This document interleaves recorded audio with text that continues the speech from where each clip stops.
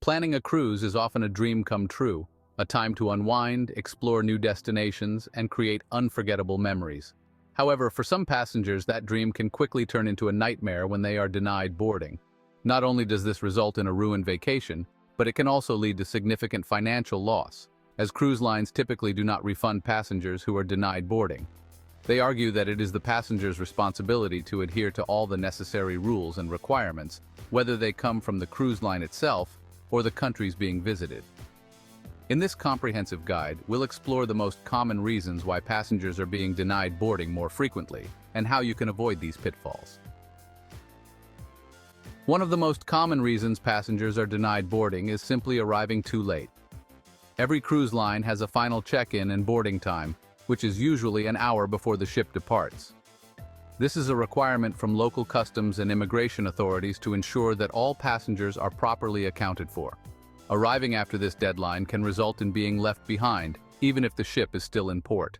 For example, on a recent Oceania Vista Caribbean cruise departing from Miami, a group of 10 guests arrived just half an hour before the ship was scheduled to set sail due to flight delays.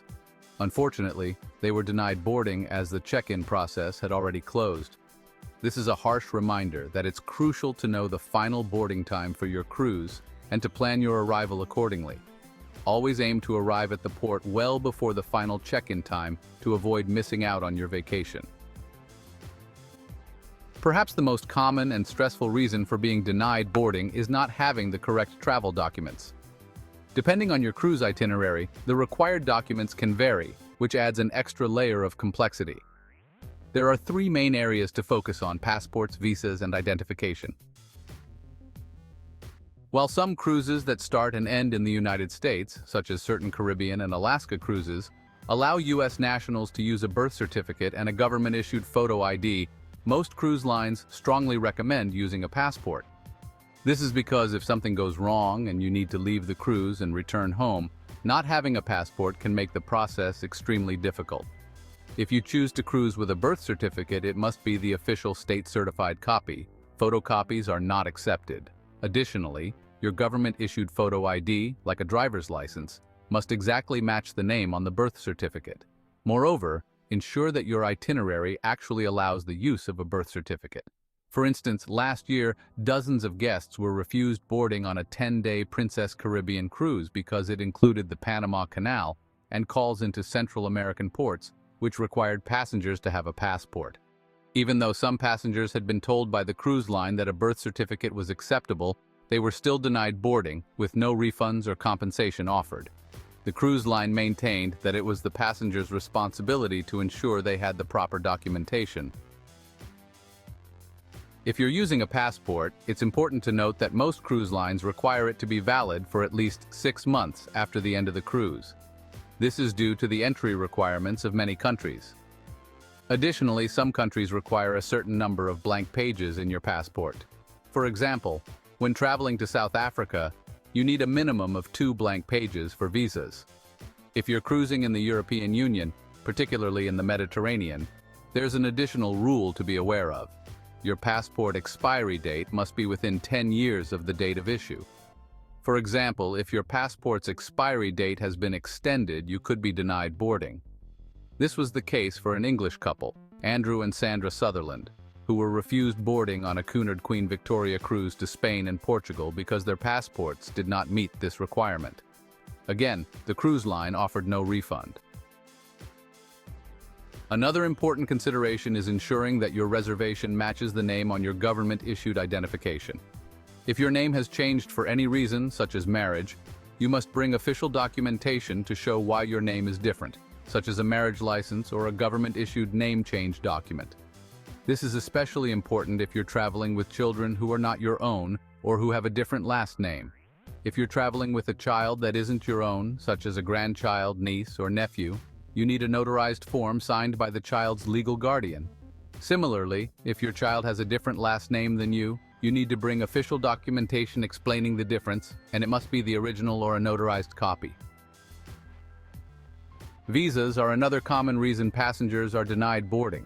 This is especially relevant if your cruise involves multiple countries with varying entry requirements. For instance, if you're taking a cruise that starts in one country and ends in another, you may need visas for both countries. One couple, Sherry Ramhit and her husband, learned this the hard way when they decided to take their teenagers on a cruise to Alaska aboard the Norwegian Encore, departing from Seattle. As non-U.S. residents, they had obtained the necessary U.S. ESTA visas to enter the country and visit Alaska. However, they failed to secure Canadian visas, which were required because their cruise was scheduled to stop in a Canadian port. As a result, they were denied boarding in Seattle without any refund. This underscores the importance of thoroughly checking visa requirements for all countries on your cruise itinerary. If you're departing from Vancouver on an Alaska cruise, for example, and you're not a U.S. national, you will need a U.S. ESTA or visa to visit Alaska. However, if you're a U.S. citizen, the rules are different, and a Canadian visa is not required at the time of writing. Visa requirements can change, so it's crucial to stay updated. For example, the European Union is introducing a system similar to the US and Canadian ESTA visas, so everyone who is not an EU national will need to obtain this before cruising in Europe. Travel insurance is a requirement for some cruise lines and destinations, but not all, which can catch passengers off guard. For instance, Cunard requires all passengers who book in the UK, whether through a travel agent, online, or directly with the cruise line, to have travel insurance. This insurance must include specific coverage for cruises, the full length of the trip, all destinations being visited, and medical and repatriation coverage of at least £2 million, about $2.4 million. At the terminal, passengers must provide proof of this insurance. Other cruise lines departing from the UK also require travel insurance. While many cruise lines around the world recommend travel insurance, it is not always a requirement or a reason for being denied boarding. However, for certain expedition cruises to remote destinations like Antarctica or the Canadian Arctic, travel insurance is mandatory. Cruise lines have strict rules regarding age and certain health conditions which can lead to passengers being denied boarding if not adhered to. One of the most common reasons related to health is pregnancy. For example, Cunard, like many other cruise lines, will not allow passengers to board if they have entered or will enter their 24th week of pregnancy during the cruise.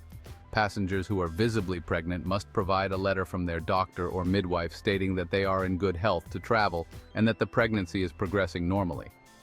This letter must also include an estimated date of delivery.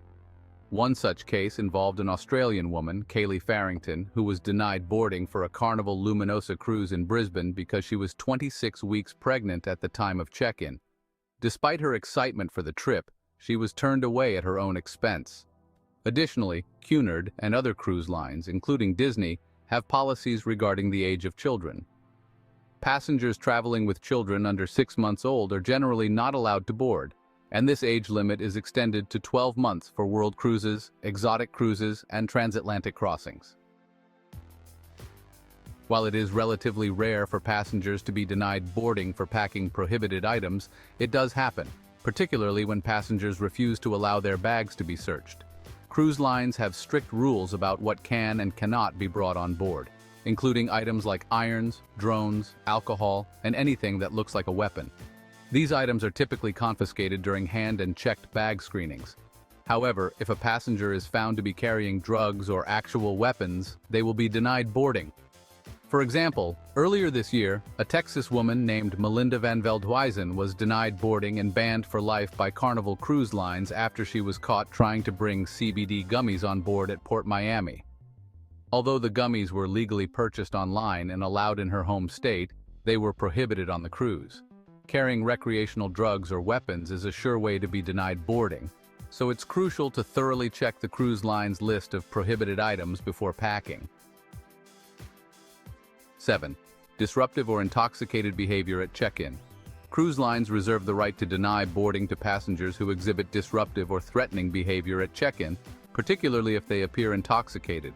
This is an issue that appears to be on the rise, as some cruise lines have recently updated their guidelines to address it.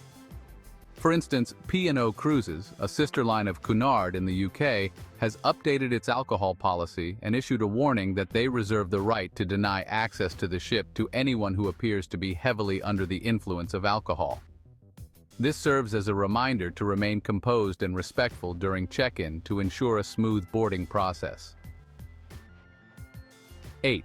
Testing positive for infectious diseases.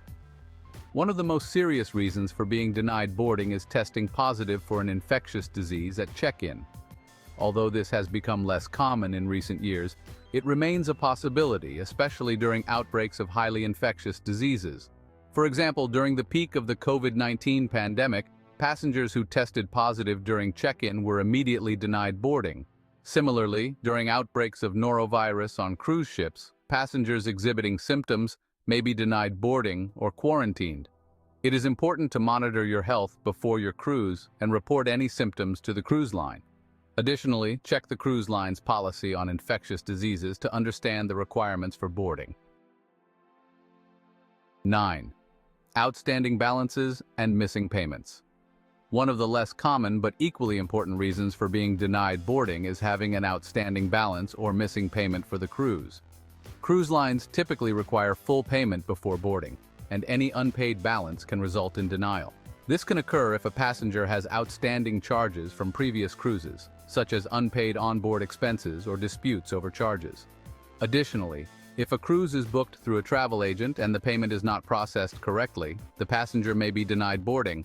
To avoid this, always double-check your payment status and resolve any outstanding issues before arriving at the port. To avoid the frustration and disappointment of being denied boarding, it's essential to plan ahead and be proactive. Here are some tips. 1. Arrive early. Plan to arrive at the port well before the final check-in time to avoid being late. 2.